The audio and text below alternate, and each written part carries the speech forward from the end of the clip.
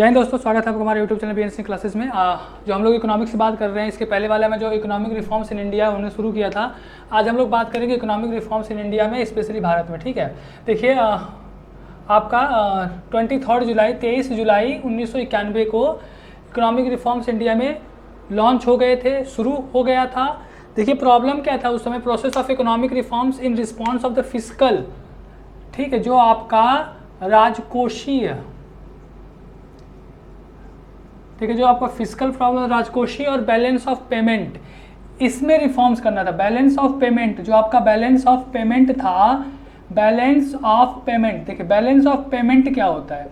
देखिए गवर्नमेंट जितने भी ट्रांजेक्शन्स होते हैं, गवर्नमेंट के जो भी ट्रांजेक्शन्स होते हैं, जितना भी आपका चाहे वो इम्पोर्ट हो या आपका एक्सपोर्ट हो, ठीक है, इम्पोर्ट हो या एक्सपोर्ट हो, यानी कि आपका जो आयात हो या निर्यात हो, ठीक है, इन सभी को बीओपी बैलेंस ऑफ पेमेंट में दर्ज किया जाता है। ठीक है, यानी कि भारत से कितने चीज़ों का इंपोर्ट हुआ और कितने भी चीज़ों का एक्सपोर्ट, भारत से कितनी चीज़ें एक्सपोर्ट की गई और इंडिया में कितना आपका इंपोर्ट हुआ। ठीक है, तो जब भी हम आपका जब एक्सपोर्ट करते हैं तो उसको एज ए डेबिट दर्ज किया जाता है। ठीक है, और जितना हम लोग इंपोर्ट करते हैं उसको एज ए क्रेडिट दर्ज किया जाता है। ये आपका होता है बैलेंस ऑफ पेमेंट। ठीक है, और किसी भी देश की, किसी भी कंट्री के साथ जो आपका बिजनेस करने की जो क्षमता होती है, बिजनेस करने की जो कैपेसिटी होती है, कितना दिन तक वो कह सकते हैं, वो फॉरेन एक्सचेंज जो हमारा होता है वो इसी पे डिपेंड करता है, बैलेंस ऑफ पेमेंट पे। ठीक है,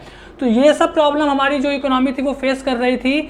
आपका जो फिस्कल डिफिसिट था ये बढ़ रहा था, राजकोषीय घाटा, इसके वजह से जो इकोनॉमिक रिफॉर्म्स हमारे इंडिया में शुरू हुए, तो मेनली उसके पीछे प्रॉब्लम्स हमने जो कल बात की थी, आपका गल्फ वॉर, ठीक है, और इसके अलावा और भी कुछ प्रॉब्लम्स थी जिसको हम लोग अभी इस पार्ट में देखते हैं। ठीक है, देखिए प्रॉब्लम क्या था कि आपको पता होगा कि जब राजीव गांधी की सरकार थी 89 में, उसके बाद इलेक्शन हुए, आपके वीपी सिंह प्रधानमंत्री बने और वीपी सिंह के बाद आपके प्रधानमंत्री बने चंद्रशेखर। ठीक है, चंद्रशेखर, और हम लोग कई बार बात करते हैं कि चंद्रशेखर ने, जो आपके प्रधानमंत्री थे चंद्रशेखर जी, इन्होंने सोना जो था वो गिरवी रख दिया था वर्ल्ड बैंक में और बैंक ऑफ जापान। ठीक है, जो आपका जापान का जो बैंक था राष्ट्रीय बैंक, और आपका जो वर्ल्ड बैंक था, विश्व बैंक था, उसमें मतलब इन्होंने क्या किया कि जो हमारी गोल्ड थी, जो सोना था, जो रिजर्व में, जो हमारा रिजर्व बैंक ऑफ इंडिया में जो रिजर्व सोना होता है, उसको इन्होंने गिरवी रख दिया था, जिससे कि हमें कुछ पैसे मिले, जो मतलब कह सकते हैं कि जो हमारा बैलेंस ऑफ पेमेंट जो बढ़ा और उसके वजह से जो हमारे इंटरनेशनल जो ट्रेड था वो कर सके। ठीक है, तो मतलब कह सकते हैं कि हमारी इकोनॉमी इस कंडीशन में आ चुकी थी कि हमारे पास बस कुछ ही पैसे बचे थे जिससे कि हम जो इंटरनेशनल ट्रेड है, जो इंटरनेशनल व्यापार है वो कर सके। ठीक है, और आपको पता होगा कि बहुत सारी चीज़ें जो होती हैं वो हम इंपोर्ट करते हैं, जिससे कि हमारा जो डेली का जो हमारा काम है वो चलता है। ठीक है, आपको पता होगा कि मैक्सिमम हम लोग जो आपका पेट्रोलियम जो है, क्रूड ऑयल है, वो हम लोग मैक्सिमम तो हम लोग इंपोर्ट ही करते हैं। ठीक है, जो गल्फ जो कंट्रीज़ है वहाँ से। गल्फ वॉर प्रॉब्लम आपका एक तो अलग प्रॉब्लम था। ठीक है, तो चंद्रशेखर जी ने सोना गिरवी रख दिया और फिर हमें कुछ पैसे मिले और फिर जाके हम लोगों ने किसी तरह ट्रेड शुरू हुआ। ठीक है, तो ये सब प्रॉब्लम फेस कर रहा था हमारी इकोनॉमी, यानी कि हमारी इकोनॉमी को अब कह सकते हैं कि रिफॉर्म्स की ज़रूरत थी, क्योंकि इस तरह से कंडीशन से हम लोग आगे बढ़ नहीं सकते हैं। तो 80 के दशक में, 87-88 के समय में हम लोग देखें तो इसके पहले हमने बात किया था आपसे कि जो वाशिंगटन कंसेंसस था, वाशिंगटन सहमति को हम लोगों ने कुछ कुछ लागू करना शुरू कर दिया था।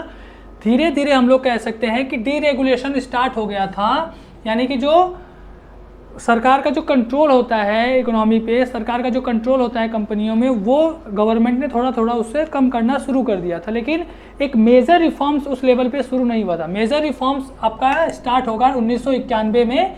ठीक है, जो आपका गवर्नमेंट आएगा नरसिम्हा राव, इसको हम लोग रॉ मनमोहन रिफॉर्म्स भी कहते हैं। ठीक है, क्योंकि मनमोहन सिंह उस समय वित्त मंत्री थे और नरसिम्हा राव आपके प्रधानमंत्री थे। ठीक है, अब देखिए 1991 में क्या हुआ कि गल्फ ऑफ वार, आपका खाड़ी के युद्ध हो गई। इसमें दो नेगेटिव इम्पैक्ट पड़े हमारे यहाँ। एक तो हमारा फॉरेन एक्सचेंज कम हो गया, फॉरेन एक्सचेंज पे बहुत ज़्यादा इफेक्ट पड़ा, और फॉरेन एक्सचेंज से ही हमें ये पता चलता है कि किसी भी तरह मतलब हम कितना व्यापार कर सकते हैं, कितना हम लोग चीज़ें ट्रेड में हम लोग लगा सकते हैं। ठीक है, और दूसरा आपका जो प्राइवेट रेमिटेंस होता है, प्राइवेट रेमिटेंस का मतलब होता है आपका निजी प्रेशर, जो फॉरेन में जो दूसरे देशों में हमारे इंडियंस लोग काम करते हैं, वहाँ पे जॉब करते हैं, वो जो वहाँ पे सैलरी पाते हैं, जो पैसा इंडिया भेजा जाता है वो हमारे फॉरेन एक्सचेंज में वो जाता है, रिजर्व होता है। क्योंकि आपको पता होगा कि वहाँ पे अगर मान लीजिए कोई यूएस में काम कर रहा है तो यूएस से अगर वो कोई अपना जो पैसा भेजेगा तो यूएस से अपना पैसा भेजेगा तो डॉलर के माध्यम से भेजेगा, और वो डॉलर तो इंडिया में चलेगा नहीं। तो ये आप क्या करेंगे, जो भी आपके एक्सचेंज होते हैं, जो आपका कह सकते हैं करेंसी एक्सचेंज, वहाँ से आप पैसे को एक्सचेंज करवाएंगे और जो डॉलर होगा वहाँ पे दे देंगे, उसके बदले में जो रुपया होगा वो आपको मिल जाएगा। तो ये जो आपके करेंसीज होती हैं, डॉलर होती हैं, ये आपका रिजर्व बैंक में जमा हो जाता है एज अ फॉरेन एक्सचेंज के रूप में। और ये फॉरेन एक्सचेंज हमारा कह सकते हैं कि अभी जो है वो लगातार बढ़ रहा है, ठीक है। इसमें हम लोग का फॉरेन एक्सचेंज में पॉजिटिव में है, मतलब ये लगातार बढ़ रहा है, ठीक है। उस समय इसमें प्रॉब्लम आ गई थी, उस समय ही हमारा फॉरेन एक्सचेंज रिजर्व था वो नीचे जा रहा था।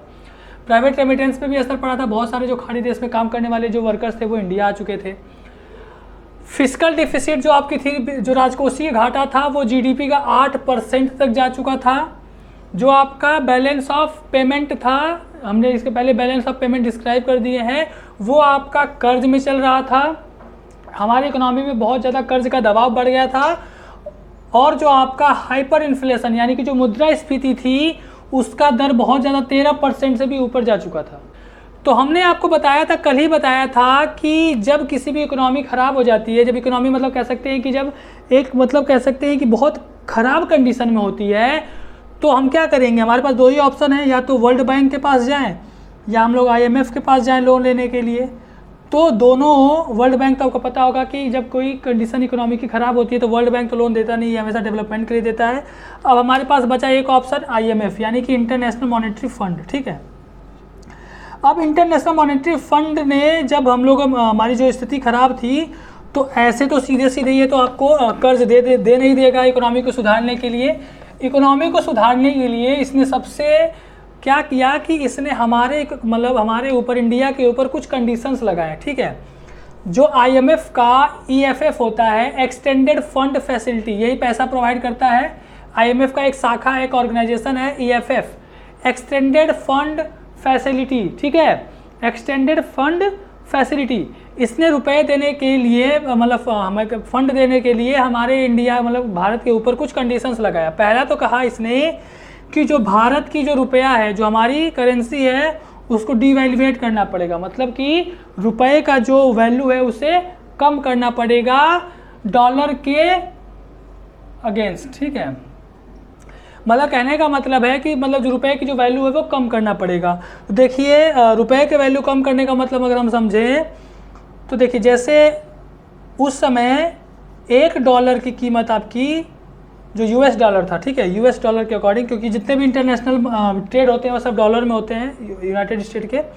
तो उस समय जो आपका US का $1 था वो उस समय 21 रुपये के बराबर था, 21 रुपये के बराबर था। यानी कि अगर आपको $1 लेना है तो आपको 21 रुपये देने पड़ेंगे, पे करने पड़ेंगे।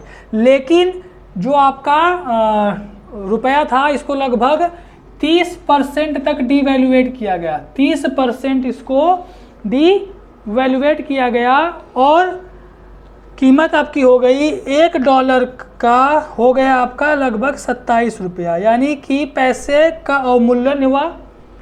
और अब आपको $1 लेने के लिए 27 रुपये देने पड़ेंगे, यानी कि रुपया जो था वो डॉलर के बदले कमज़ोर हुई। पहला कंडीशन ये लगाया गया। दूसरा ये लगाया गया कि देखिए क्या होता था कि बिजनेस में हम जो हमारे जो देसी चीज़ें होती हैं, जो हमारे कंट्री की जो मेड चीज़ें होती हैं, उनको बचाने के लिए फॉरेन से जो चीज़ें होती हैं उसमें हम लोग क्या करते हैं कि जो आपका इंपोर्ट टैरिफ होता है, जो आपका कस्टम ड्यूटी होता है, सीमा शुल्क जो होता है, उसे हम लोग बढ़ा देते हैं, जिससे कि हमारे जो कंट्री की जो मेड जो चीज़ें हैं उन पर दबाव न पड़े, मतलब कंपटीशन ज़्यादा न हो। इसके लिए क्या हुआ कि उस समय 130% आपका इंपोर्ट टैरिफ था, यानी कि सीमा शुल्क 130% था, इसको घटा के 30% कर दिया गया, इसको घटा के 30% कर दिया गया। और आपका जो उत्पाद शुल्क था ये आपका बढ़ा दिया गया। कहने का मतलब है कि मार्केट को पूरा हम लोग कह सकते हैं कि ओपन किया जा रहा था। तीसरा इन्होंने कहा कि गवर्नमेंट के जितने भी एक्सपेंडिचर है, सरकार के जितने भी खर्च हैं, उनको 10% कम किया जाए। यानी कि आपका जो प्रोविडेंट फंड है, पेंशन है और भी जो सरकार के खर्च हैं, इनको हमें 10% से कम करना पड़ेगा। ये सब चीज़ें आपका शुरू हुआ, इकोनॉमिक रिफॉर्म्स, ये सब चीज़ें शुरू की गई, तब जाके IMF से हमें फंड मिला। और ज़्यादा से ज़्यादा ये कहा गया कि जो आपका जो वाशिंगटन कंसेंसस है, यानी कि जो आपके वाशिंगटन सहमति के अंतर्गत जो बातें हुई हैं, उन्हें हमें लागू करना पड़ेगा। तो ये सब चीज़ें शुरू हुई आपका 1991 में, ठीक है। और जब 1991 में जब रिफॉर्म शुरू हुआ तो बहुत सारे ऐसे लीडर्स थे, बहुत सारे ऐसे कम्युनिस्ट लीडर्स, बहुत सारे लोग थे जिन्होंने बहुत पुरजोर तरीके से इसका विरोध किया, ठीक है। बहुत बड़े लेवल पे इसका विरोध हुआ। और आज भी हम कह सकते हैं कि ये जो आपका रिफॉर्म्स था, ये मेनली रिफॉर्म्स क्या था, मतलब इससे कह सकते हैं कि मार्केट को खुला छोड़ देना। मार्केट को खुला छोड़ने का मतलब एक आपका हमने एक पॉलिसी बताई थी, लेसेस फेयर की पॉलिसी, उसके तरफ आगे बढ़ना, ठीक है। यानी कि जो आपका स्टेट का जो कंट्रोल होता है वो कम होने लगता है, ठीक है। इससे ये कहा गया कि ये गरीबों को मतलब कह सकते हैं गरीबों की प्रॉब्लम बढ़ेगी और ये अमीरों को सपोर्ट करता है। ये जो रिफॉर्म्स है ये अमीरों के लिए लाया गया है। ये सरकार के ऊपर लांछन लगते रहते हैं और फिर धीरे धीरे हम लोग कह सकते हैं कि रिफॉर्म्स आगे बढ़ते चले गए। अब अगले पार्ट में हम लोग बात करेंगे इस रिफॉर्म के जो 3 आयाम है, 3 फैक्टर्स हैं आपके, लिबरलाइजेशन, प्राइवेटाइजेशन और ग्लोबलाइजेशन। तीनों को एक साथ कहते हैं LPG रिफॉर्म, LPG रिफॉर्म्स, ठीक है। LPG रिफॉर्म्स हम लोग कल बात करेंगे अलग अलग, ठीक है। थैंक यू, जय हिंद।